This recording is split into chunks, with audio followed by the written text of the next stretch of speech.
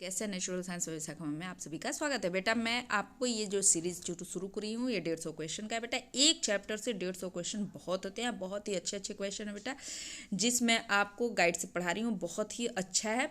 और इस क्वेश्चन से 150 क्वेश्चन से इस चैप्टर से बाहर कुछ नहीं आने वाला है, तो इससे आपका UP TGT PGT KVS TGT PGT और एमवीएस का तैयारी बहुत अच्छे से हो जाएगा।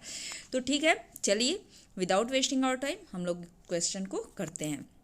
The valency of chromium in the complex, आपको इस कम्प्लेक्स में क्रोमियम की वैलेंसी निकालनी है, तो इसको मैं यहीं पर बता देती हूँ। ठीक है, तो यहाँ पर देख लीजिए, आपको सी आर का निकालना है। इसको सपोज कर लीजिए एक्स, आपको ये पता है कि न्यूट्रल होता है तो ये 0 हो गया, प्लस Cl2 पर कितने होते हैं चार्ज, -2, और आपको +1 दिया है। तो x इज इक्वल टू, आपको जब आप इधर ले जाओगे तो माइनस से इधर जाके क्या हो जाएगा, प्लस हो जाएगा। तो ये आपका कितना आ जाएगा, +3। ऑप्शन हमारा कौन सा सही है, फर्स्ट सही है। ठीक है, चलिए नेक्स्ट क्वेश्चन देख लेते हैं। The oxidation number of PT is, ये बेटा आपको टीजीटी पीजीटी दोनों के लिए क्वेश्चन बहुत ही इंपॉर्टेंट है, तो इसको आप करना, ठीक है, छोड़ना नहीं है। पीटी C2H4 Cl3 होल का माइनस, ठीक है, हमको पीटी का निकालना है। एक्स कर लेंगे +0 प्लस -Cl पर आपको पता है कितना होता है, -3 होता है चार्ज, और इधर -1 है, तो जब इधर माइनस जाके उधर प्लस होगा तो आपका आंसर आ जाएगा +2। ठीक है, तो ऑप्शन कौन सा हमारा, बी सही है। चलिए नेक्स्ट क्वेश्चन देखते हैं। Among the following ions, which one has the highest paramagnetism? ये देखो बेटा क्वेश्चन, इसमें आपको ट्रिक से, अब क्या होता है कि एग्जाम में बहुत परेशानी हो जाती है, तो इसको आप ट्रिक से करो। ठीक है, आप इसमें सब में देख लो, आपको जो लिगेंड्स दिया है सारे लिगेंड्स न्यूट्रल दिए हैं, सेम है। ठीक है, तो इनको तो 0 रख लोगे। ठीक है, तो आपका जो होल पर चार्ज आ रहा है आपके इस पर चार्ज आ जाएगा सब पर। ठीक है, ये आप देख लिए। अब इसमें आप एक चीज़ देखोगे कि जो हाईएस्ट पैरामैग्नेटिज्म पूछ रहा है, तो जिसमें सबसे ज़्यादा अनपेयर्ड इलेक्ट्रॉन होंगे वही हमारा क्या होगा, आपका हाईएस्ट पैरामैग्नेटिज्म शो करेगा। तो इसमें हम जब आयरन का लेते हैं, ठीक है, +2, तो ये वाला हमारा क्या है, +2, जो जब हम करेंगे तो आयरन आपको सबको पता है 26 होता है, +2 हो गया इस पर। तो एक ट्रिक आपको और आपको बता देती हूँ कि जैसे आपको मान लीजिए नहीं याद है कि किस में कितना होगा, तो जो ये लास्ट का आता है वो 3D में जाता है और 4s2, तो आपको यहाँ से ये निकाल लेना है, आपको भरोगे आप तो इसमें 4 अनपेयर्ड इलेक्ट्रॉन मिल जाएंगे आपको, तो हमारा ऑप्शन कौन सा हो जाएगा, बी सही हो जाएगा। ठीक है, चलिए नेक्स्ट क्वेश्चन देखते हैं।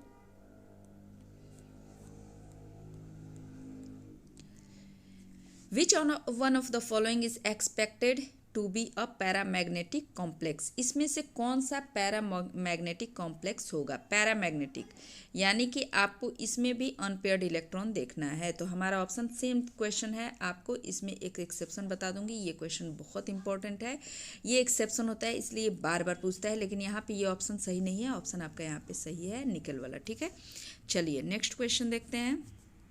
अगर कोई आपको क्वेश्चन नहीं समझ में आता है तो आप मुझसे पूछ सकते हैं उसको कमेंट करके। The compound which does not show paramagnetism is, अब इसमें आपको कंपाउंड बताना है जो कि पैरामैग्नेटिज्म शो नहीं करता है, तो इसमें कौन सा ऐसा है कि शो नहीं करता है, तो इसको आओ देख लेते हैं हम।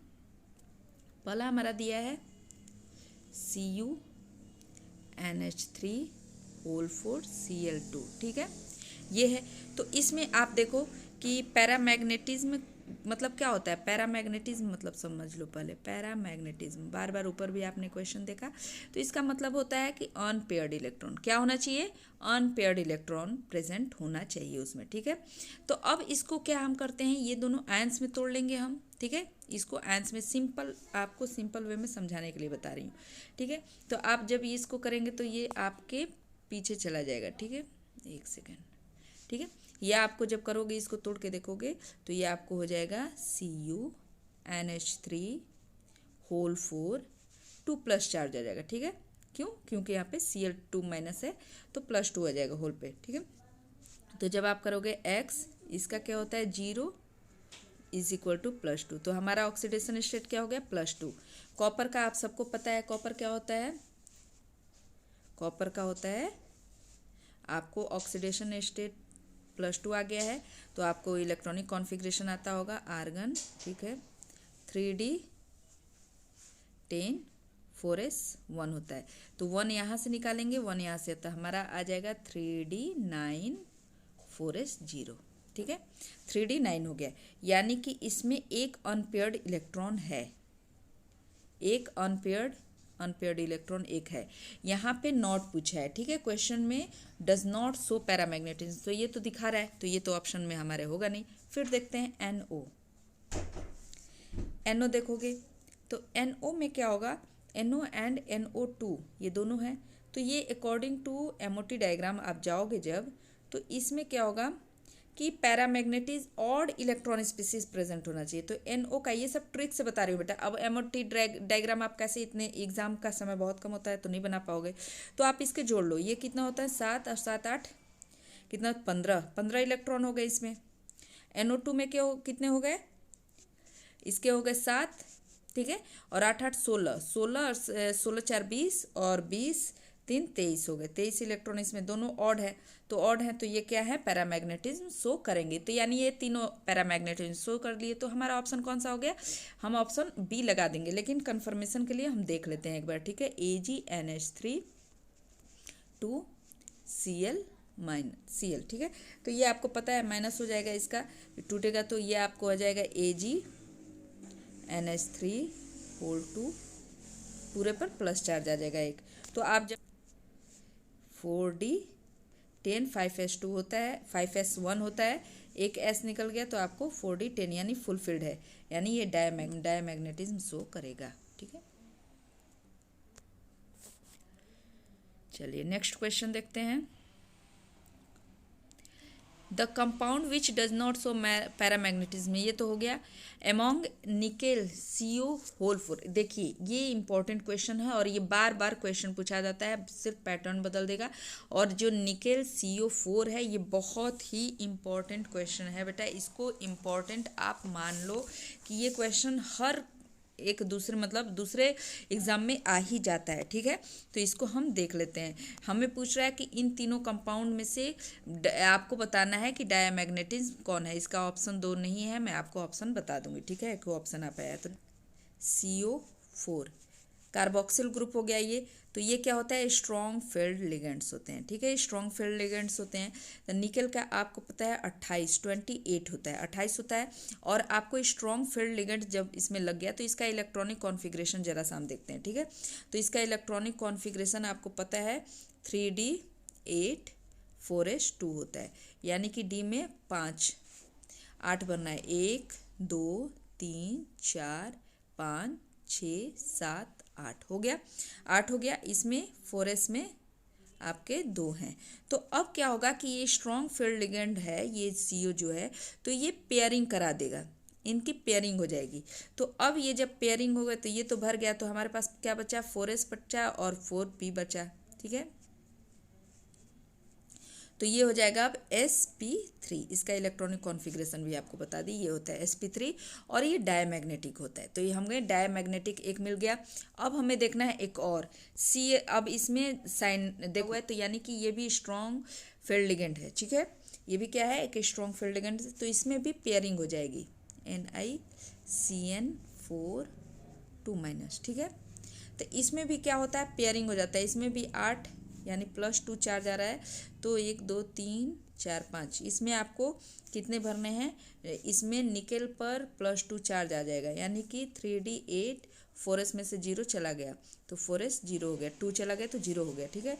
तो 8 भर लेते हैं, 1 2 3 4 5 6 7 8, यानी हमारा 2 ये खाली है, लेकिन हमें पता है कि ये क्या होते हैं, स्ट्रॉन्ग फील्ड लिगेंड होते हैं, तो ये क्या करा देंगे, पेयरिंग करा देंगे। तो हमें एक D मिल गया, उसके बाद S मिल जाएगा और 2 P के मिल जाएंगे, क्योंकि 4 ही भरना है, तो हमारा हो जाता है DsP2 इसका कॉन्फ़िगरेशन भी। और ये क्या होता है, डायमैग्नेटिक होता है। तो ये दोनों ऑप्शन हमारा B सही था, ठीक है, ऑप्शन हमारा B सही था। इसमें लिखना है आपको कि NiCO4 एंड NiCN4 क्या है, हमारा डायमैग्नेटिक है, ये ऑप्शन हमारा सही था, ठीक है। इसको करेक्ट कर लेना आप लोग एक बार। चलिए नेक्स्ट क्वेश्चन देखते हैं। Identify the complex which are expected to be coloured, इसमें से कलर्ड आपको ये पता होगा कि कलर्ड वही शो करते हैं जिसमें अनपेयर्ड इलेक्ट्रॉन हो। क्यों? क्योंकि वो क्या होते हैं, जब अपने ग्राउंड स्टेट से एक्साइटेड स्टेट में जाते हैं और वापस फिर आते हैं तो वो क्या करते हैं, कुछ जो एब्जॉर्ब किए रहते हैं रेडिएशन को, उसको क्या करते हैं, छोड़ते हैं। तो उस समय क्या होता है, हमें कलर शो होता है। तो ये तो आपको पता ही होगा, ठीक है। तो इसमें हम देख लेते हैं कि कौन किस में अनपेयर्ड इलेक्ट्रॉन प्रेजेंट है। तो आइए आपको मैं बता देती हूँ, ठीक है। ये सब क्वेश्चन बेटा बहुत इंपॉर्टेंट है, बहुत चूजी क्वेश्चन है, ये क्वेश्चन आते ही आते हैं। तो इसको बिना किए आप केवीएस या टीजी किसी भी केवीएस हो, एनवीएस हो या आपका यूपी का हो, आपको बिना इसको किए नहीं जाना है, ठीक है। देखिए ये है, तो इसमें हम देख लेते हैं कि आपको कितने अनपेयर्ड टाइटेनियम +4 चार्ज है इस पर, क्योंकि NO3 क्या होता है, -1 कैरी करता है। तो आपको आ जाएगा +4 चार्ज इस पर आ जाएगा। तो ये हो जाएगा 3d 0 और 4s 0, यानी कि इसमें अनपेयर्ड इलेक्ट्रॉन नहीं है, ठीक है। अनपेयर्ड इलेक्ट्रॉन नहीं है तो ये क्या होगा, आपको शो नहीं करेगा कलर्ड, ठीक है। नेक्स्ट क्वेश्चन देख लेते हैं। नेक्स्ट देखते हैं इसमें option CuNC CS3 whole 4 plus carry कर रहा है, ठीक है। Bf4 माइनस है, ठीक है। तो इसमें देखोगे आप कॉपर क्या है, +1 के चार्ज में है। तो आप इसमें देखोगे आर्गन हो गया, आर्गन के बाद इसमें 3d 10 4s 0 हो जाएगा। तो ये भी क्या है, फुलफिल है। तो ये भी क्या होगा, नो अनपेयर्ड इलेक्ट्रॉन, इसमें भी अनपेयर्ड इलेक्ट्रॉन नहीं है, ठीक है। अब हम ऑप्शन हम अपना देखते हैं, क्रोमियम NH3 6 Cl3। इसमें देखोगे तो क्रोमियम क्या है, +3 के चार्ज में है। तो आप देखोगे इस पर जब ऑक्सीडेज इसका क्या हो रहा है, +3 के चार्ज में है। तो इसमें इसका आपको इलेक्ट्रॉनिक कॉन्फ़िगरेशन लिखोगे तो आपको मिलेगा 3d 3 4s 0, यानी कि आपको अनपेयर्ड इलेक्ट्रॉन कितने मिल गए, 3। यानी जब 3 अनपेयर्ड इलेक्ट्रॉन है यानी कि ये कलर्ड कॉम्प्लेक्स है, ठीक है। तो हमारा ऑप्शन सी सही है। और नेक्स्ट एक ऑप्शन था वो भी देखते हैं, K3VF6। तो जब आप इसमें देखोगे वेनेडियम का जब निकालोगे तो वेनेडियम क्या है, +3 के चार्ज में, आपको निकालने आता है ना। इसमें प्लस ये क्या है, +3 है, ये 6 है, तो ये आपको चला जाएगा +3 चार्ज हो जाएगा। इसका आप निकालोगे इलेक्ट्रॉनिक कॉन्फ़िगरेशन तो 3d 2 4s 0 होता है, यानी कि 2 अनपेयर्ड इलेक्ट्रॉन, यानी ये भी क्या है, एक कलर्ड कॉम्प्लेक्स है। तो हमारा ऑप्शन कौन क्या दिया हुआ है इसमें देख लेते हैं। ऑप्शन हमारा सी और डी दोनों सही है। तो हमारा ऑप्शन कौन सा सही होगा, ई ऑप्शन हमारा सही होगा। नेक्स्ट क्वेश्चन देखते हैं। देखिए नेक्स्ट क्वेश्चन है कि CONH3 whole 4 Cl2 NO2 and ये आपको सिंपल क्वेश्चन है, लेकिन ये क्वेश्चन आया हुआ है, यूपी में भी क्वेश्चन पूछा हुआ है। या आपको यूपी में आप देखोगे तो उस समय आया था लिंकेज करके, लिंकेज वाले में से क्वेश्चन पूछा था, जियोमेट्रिकल से भी क्वेश्चन आया था, ऑप्टिकल से भी क्वेश्चन आता है। ये क्वेश्चन बेटा बहुत इंपॉर्टेंट है, तो इसको आपको बिना किए नहीं जाना है। तो आप यहाँ पे जब बोल रहे हैं इन दोनों को आप देखोगे करके देखना, तो इसमें क्या होगा कि आपको एक सेकंड यहाँ बता देती हूँ। आप इसमें देखोगे तो आपको पहला था CuNH3 होल 4 Cl2 NO2।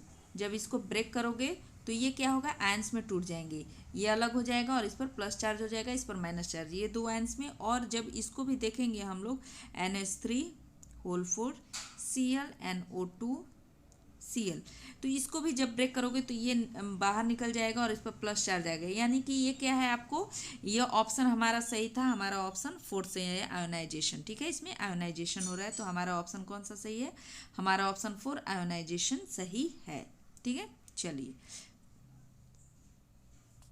एक सेकेंड। नेक्स्ट क्वेश्चन है, hypo is used in photography because it is. Hypo क्यों होता है, आपको पहले सबसे पहले यहाँ पे समझना है कि हाइपो है क्या, ठीक है। हाइपो जो होता है यूज इन फोटोग्राफी, क्योंकि इसमें क्या होता है, एक स्ट्रॉन्ग, आपको ऑप्शन बता देती हूँ, ऑप्शन सही है थर्ड, स्ट्रॉन्ग कम्प्लेक्सिंग एजेंट होता है। अब आइए आपको इसके बारे में बता दूँ, क्योंकि ये बहुत ही इंपॉर्टेंट क्वेश्चन है और यूपी टीजीटी पीजीटी का, यानी यूपी पीजीटी का ये बहुत ही फेवरेट क्वेश्चन है, ठीक है। तो चलिए, हाइपो, हाइपो हम कहते हैं सोडियम थायोसल्फेट को, ठीक है। सोडियम थायोसल्फेट को हम क्या कहते हैं, हाइपो बोलते हैं, और ये एक स्ट्रॉन्ग कम्प्लेक्सिंग एजेंट होता है। इसका फॉर्मूला आप लिख लो, Na2H2O3 होता है। इसके बारे में और समझ, उसका जो निगेटिव प्लेट या फिल्म कैसे हमें मिलता है, तो जब हम AgBr के साथ इसको वॉश कर देते हैं, ठीक है। तो और इसका एक हाइपो सॉल्यूशन का मैं यूज़ बता देती हूँ। ये सब बेटा क्वेश्चन आने वाले क्वेश्चन है, तो इसको आप जरूर अच्छे से ध्यान से देख लें। हाइपो सॉल्यूशन का यूज जो होता है डीक्लोरिनेटर के रूप में भी न्यूट्रलाइजेशन के लिए किया जाता है, ठीक है, क्लोरिनेटेड वाटर के में, ठीक है। तो ये भी आप इसको ध्यान रखना, ठीक है। चलो आगे देख लेते हैं। AgCl dissolve in NH4OH due to formation of. अब हम इसमें देखते हैं कि हमारा AgCl क्यों डिजॉल्व होता है NH4OH में, क्या बनाता है उसमें डिजॉल्व होने के बाद। तो इसको आओ देख लेते हैं। ये आपको एक रिएक्शन है, रिएक्शन इसमें देख लेते हैं। AgCl प्लस 2NH4OH जब आप रिएक्शन कराओगे तो मिलेगा AgNH3 whole twice Cl plus 2H2O। इसको बेटा आपको लर्न कर लेना है इस रिएक्शन को, ठीक है। तो ये आपको मिलता है NH3 होल ट्वाइस मिलता है, NH3 होल ट्वाइस। तो हमारा ऑप्शन कौन सा सही है? हमारा ऑप्शन थर्ड सही है, ठीक है। ये मिलता है बेटा। हर एक तरह का क्वेश्चन इसमें ली हूँ, ऐसा नहीं है कि रिपीटेड क्वेश्चन है, मतलब जो कि एक ही क्वेश्चन एक ही पैटर्न का अलग अलग पैटर्न पे क्वेश्चन लाई हूँ बेटा। मोस्ट इंपॉर्टेंट क्वेश्चन है, इसको बिना किए आप मत जाना, ये मेरा आपसे रिक्वेस्ट, अगर आप क्लियर करना चाहते हो तो। क्योंकि बेटा मैं आपको बता दे रही हूँ कि ये बहुत क्वेश्चन आते हैं, ये सब ऐसे क्वेश्चन, ठीक है। The metal hydroxide which is soluble in excess of ammonium hydroxide is. कौन सा मेटल हाइड्रोक्साइड है जो कि बहुत ज़्यादा सॉल्युबल होता है एक्सेस अमोनियम हाइड्रोक्साइड में। तो अमोनियम हाइड्रोक्साइड होता क्या है, इसके बारे में जरा सा आप देख लीजिए, ठीक है। चलिए इसको जरा सा हम देख लेते हैं कि अमोनियम हाइड्रोक्साइड होता क्या है। ये अमोनियम हाइड्रोक्साइड जो होता है बेटा, वो वोलेटाइल कलरलेस सॉल्यूशन होता है, वोलेटाइल कलरलेस सॉल्यूशन होता है, ठीक है। इसको हम लोग अमोनिया इन वाटर भी कहते हैं, अमोनिया इन वाटर भी कहते हैं। और इसकी एक और खासियत होती है बेटा कि अमोनिया वाटर हमेशा डिजॉल्व ग्रुप फर्स्ट एलिमेंट्स को करता है, जो भी अल्कली मेटल्स हैं उनको ये क्या कर देता है, डिजॉल्व कर लेता है। और हमारा जो अमोनियम हाइड्रोक्साइड है, इसके पास एक प्रॉपर्टी होती है कि ये केवल और केवल ऑर्गेनिक कंपाउंड को ही, हमारे कौन से ऑर्गेनिक कंपाउंड को ही डिजॉल्व करते हैं, ठीक है। ऑर्गेनिक यानी कि हमारा जो ऑर्गेनिक कंपाउंड है उसको ही डिजॉल्व करते हैं। इनकी एक प्रॉपर्टी ये भी है अमोनियम हाइड्रोक्साइड की, ठीक है। तो अब आइए हम देख लेते हैं कि हमारा कौन कौन सा दिया हुआ है। पहले में आप देखो OH whole thrice, aluminium OH whole thrice और कॉपर OH होल ट्वाइस। तो इसमें देखो बेटा, आयरन के पास क्या होता है, +2 और +3 ऑक्सीडेशन स्टेट होता है। ये आप सभी को पता है कि आयरन के पास क्या होता है, +2 भी होता है और +3 भी होता है। ये क्या होता है, ये +2 और +3 होने की वजह से ये क्या होता है, मॉडरेटली एक्टिव मेटल होता है। और ये इनऑर्गेनिक सब्सटेंस, ये क्या होते हैं, इनऑर्गेनिक सब्सटेंस में है। तो ये क्या होते हैं कि it is not solvable in excess ammonium hydroxide, क्योंकि खत्म हो गया, ठीक है। अब हम देख लेते हैं कॉपर। तो कॉपर, हमारा कॉपर हाइड्रोक्साइड जो है OH होल ट्वाइस, इसमें क्या होता है कि कॉपर टू हाइड्रोक्साइड रिएक्ट करता है solution of excess ammonia to form, क्या करता है, ये डीप ब्लू सॉल्यूशन बनाता है। ये क्या बनाता है, डीप ब्लू सॉल्यूशन। बेटा ये रिएक्शन भी पूछ देगा, डीप ब्लू सॉल्यूशन बनाता है। ये क्वेश्चन सॉल्यूशन वाला भी पूछता है कि किस कलर का बनाएगा। ये सब क्वेश्चन बेटा बहुत ही इंपॉर्टेंट क्वेश्चन है, बार बार मैं बोल रही हूँ। टेट्रा एमीन कॉपर कम्प्लेक्स बनाएगा, ठीक है, कॉपर कम्प्लेक्स आयन बन जाएगा, ठीक है। तो इसको मैं आपको रिएक्शन के थ्रू दिखा भी देती हूँ। चलिए आप रिएक्शन के थ्रू ही समझ लो, ये अच्छा हो जाएगा। CuOH whole twice plus 4NH4, इसको मैं बैलेंस कर दी हूँ इसलिए इसमें 4 लगाई हूँ, ठीक है। CuNH3 whole 4 OH whole twice plus 4H2O, यही आपको मिलता है। टेट्रा एमीन क्यूप्रिक हाइड्रोक्साइड आपको मिलता है, ठीक है। चलिए, तो हमारा ऑप्शन इसमें कौन सा सही है, आइए आपको ऑप्शन दिखा दूँ। ये ऑप्शन हमारा ऑप्शन डी है सही। ये देखते हैं कि the most probable formula of Prussian blue is, Prussian blue का फॉर्मूला क्या होता है। देखिए बेटा, ये बहुत ही प्रूसियन ब्लू बहुत इंपॉर्टेंट है। ये सारे क्वेश्चन आए हुए हैं, क्वेश्चन कहीं ना कहीं पूछे गए हैं, ठीक है।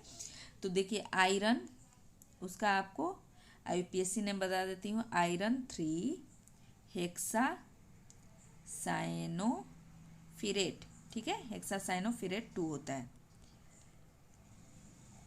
ये क्या होता है, ये आपका ऑप्शन थर्ड सही है, ठीक। और इसका यूज जो होता है पेंट करने में होता है, लिक्विड्स में, प्रिंटिंग इंक में इसका यूज होता है। तो इसको आपको याद रखना है, ठीक है। चलिए नेक्स्ट क्वेश्चन देखते हैं। Next question, the formula of sodium nitroprusside is, ये भी क्वेश्चन बेटा पूछा हुआ है, इसमें फॉर्मूला है, तो फॉर्मूला आपको याद होना चाहिए, Na2FeCN5NO, यही हमारा क्या होता है, सोडियम नाइट्रोप्रोसाइड होता है। नेक्स्ट क्वेश्चन देखते हैं, द टर्न, यहाँ पे स्पेलिंग थोड़ा मिस्टेक है, इसको TURN कर लेना, ठीक है। टर्नबल्स ब्लू इज, ये भी क्या है, ये एक क्या होता है, टर्नबल्स ब्लू जो है, टर्नबल्स ब्लू जो है, इसको देखिए ये क्या होता है, आपको बताती हूँ। ये बेटा होता है ये कि जब आप इसको, जब रिएक्शन ये मिलता कैसे है, तो ये जो आप बर्न ब्लू में आप देखोगे तो इसमें दोनों आपको होता है, टर्नबल्स ब्लू, ठीक है। तो इसमें क्या होता है, इसमें आपको आयरन होता है जो कि +2 और +3 दोनों के ऑक्सीडेशन स्टेट में पाया जाता है। और इसका फॉर्मूला होता है बेटा Fe3, ये बाहर के साइड में होता है 3, FeCN6 2, ठीक है, ये होता है। तो जो बाहर के साइड होता है इसमें 3 है, यानी +3 चार्ज इस पर है, तो जो +3 होता है वो फेरस होता है, अंदर वाला +2 चार्ज है, तो ये फेरिक हो जाएगा, यानी कि ये फेरस, बाहर की तरफ फेरस हो जाएगा, अंदर की तरफ फेरिक होगा। तो अब इसका हम नाम लिख सकते हैं, जो हमारा कोऑर्डिनेशन, आपको कोऑर्डिनेशन कंपाउंड के बाहर होता है वो होता है फेरस, यानी तो हम नाम लिखेंगे, इसको पहले लिखते हैं, आपको भी पता होगा फेरस, तो हमें पहला क्या हो जाएगा, फेरस हो जाएगा। उसके बाद अंदर की तरफ क्या है, फेरी है, ठीक है, फेरिक अंदर की तरफ हो गया। और किससे इसमें लिगेंड्स कौन से लगे हुए हैं, साइनाइड, तो हमारा हो जाएगा साइनाइड। तो इसका नाम होता है फेरस फेरिक साइनाइड, फेरी साइनाइड, ठीक है। अब इसमें ऑप्शन हम देखते हैं हमारा किस में दिया हुआ है, फेरस फेरिक साइनाइड, ये बनता कैसे है ये भी मैं आपको बता दूंगी। तो देखो बेटा, फेरस फेरी कहीं नहीं दिया है, तो हमारा ऑप्शन बी सही है, यहाँ पे थोड़ा सा मिस्टेक आई हो गया है, तो इसको आप सही कर लेना, ठीक है। फेरस फेरी साइनाइड होता है। अब आपको ये बता देती हूँ, क्योंकि ये इंपॉर्टेंट क्वेश्चन, तो इसका रिएक्शन भी मैं बता देती हूँ कि ये बनता कैसे, ठीक है। तो इसमें हम लेते हैं 3Fe +2 charge +2K3FeCN6 potassium ferricyanide हमने लिया, फेरीसाइनाइड, तो ये बना देगा फिर आपको फेरस फेरीसाइनाइड, यानी कि Fe3FeCN6 ये आपको बनता है ब्लू पीपीटी होता है, इसका ब्लू पीपीटी होता है, ठीक है, ये आपको मिलता है। तो चलिए, अगर आपको मेरा वीडियो अच्छा लगे तो इसे लाइक करें, सब्सक्राइब करें, शेयर करें, क्योंकि बेटा बहुत ही इंपॉर्टेंट क्वेश्चन करा रही हूँ। अगर आप तत्पर हो पढ़ने के लिए, तैयार हो कि सिलेक्शन हो जाए, तो बेटा आप इसे ज़रूर करें, ठीक है। चलिए, ओके, थैंक यू।